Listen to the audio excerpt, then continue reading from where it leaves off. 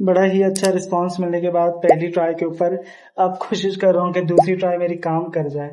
तो अब हम निकल रहे हैं बाहर की तरफ और कुछ काम है घर के हवाले से, वो काम करने हैं और उसके बाद हम वापस आएंगे। तो देखते हैं कितनी मेरे अंदर हिम्मत है कि मैं दोबारा से बना सकूँ वो बाहर की तरफ। दिन में अंधेरा रहता है अक्सर, रात के वक्त उजाला होता है बस, जब लाइटें जलती हैं वो भी अपने खर्चे पे। कुछ ज़्यादा अच्छे कपड़े नहीं पहन लिए मैंने, ऐसा लगा मैंने बहुत अच्छे कपड़े पहन लिए और मैं बाहर जा रहा हूँ। पर जहाँ ना जाए सिर्फ मार्केट। फटफटी हमारी सवारी है, इसके अलावा हम गरीब लोग हैं, हमारे पास और कोई सवारी है नहीं। कितनी गंदी सवारी आप लोग देख सकते हैं, इसके ऊपर हमने जाना। खैर अल्लाह का दिया हुआ बहुत कुछ है, यही काफ़ी है कि अल्लाह ने ये दिया हुआ है। जब से पेट्रोल के प्राइसेस बढ़े हैं तो ये फटफटी अफोर्ड करना भी बहुत ही मुश्किल हो गया है, फिर भी अल्लाह ने दिया हुआ है, बस ये गुजारा चल रहा है जैसे तैसे। पहले 500 रुपये का पेट्रोल डलवाने पर 2 दिन चल जाता था, लेकिन अब 500 रुपये का पेट्रोल डलवाने पर सिर्फ ऑफिस ही जाया जा सकता है।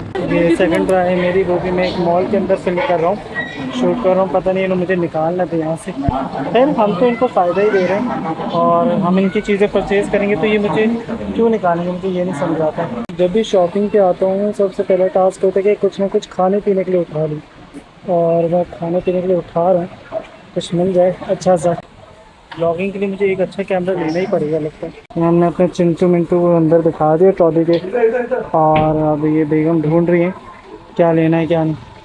हमने अपने बच्चे को ट्रॉली के अंदर बिठा दिया और उसके बाद हम लिफ्ट का तो वेट करने लगे, और लिफ्ट के अंदर दाखिल होते ही इनको शायद घबराहट होने लगी या ज़्यादा ही गर्मी लगने लगी, इन्होंने बैं बैं चिल्लाना ही शुरू कर दिया।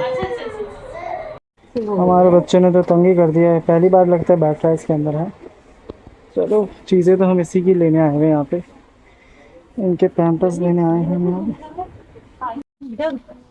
यहाँ। वो रो रहा है ना, एक तो हमारे बच्चे ने हमें तंग कर दिया, हमेशा लेकर आओ कोई ना कोई हमारा ना पोपट करवाता है। अच्छा बार बार हमारा यही रहेगा, बच्चे को निकालो बिठाओ निकालो बिठाओ, इससे भी तंग कर दिया। अब इसको खेलने की चीज़ें भी मिल गई ना तो ये बैठा रहेगा। बेसिकली हम लोग यहाँ पे ग्रॉसरी करने आए हैं, तो ग्रॉसरी हमारी जा रही है, और ये मेरा फर्स्ट एक्सपीरियंस है यहाँ पे किसी मॉल में मैं शूट कर रहा हूँ या ब्लॉगिंग कर रहा हूँ।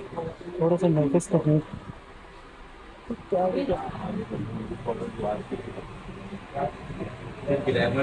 आप कैमरा लेकर कुछ ना कुछ बोलना शुरू कर दो, बस यही आपको करना होता है ब्लॉगिंग के अंदर।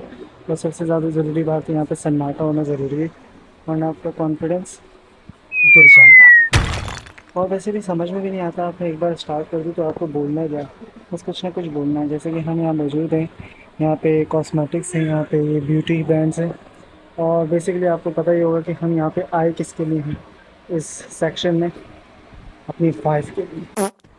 शॉपिंग करते हुए जो सेक्शन मुझे सबसे ज़्यादा अच्छा लगता है वो सेक्शन है परफ्यूम्स का, और क्योंकि यहाँ पे अलग अलग वैरायटी की खुशबू मौजूद होती हैं। आप लोग को कौन सा ज़्यादा पसंद है वो आपको कमेंट कर सकते हैं। सबसे ज़्यादा गुस्सा तब आता है जब आप कुछ लेने आओ अपनी मर्ज़ी का, लेकिन वो यहाँ पे अवेलेबल ही नहीं, फिर आपको उसका अल्टरनेट कुछ लेना पड़ता है।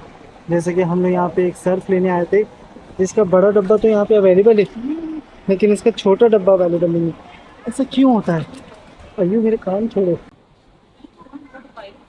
ये 195 के तो मैंने बोले। बेगम अभी तक डिसाइड ही नहीं कर पा रही कि उन्होंने सर्फ कौन सा वाला लेना है। एक तो ये लड़कियों की चॉइसेस बहुत ज़्यादा मुश्किल, डे बाई डे बहुत ज़्यादा हार्ड होती जा।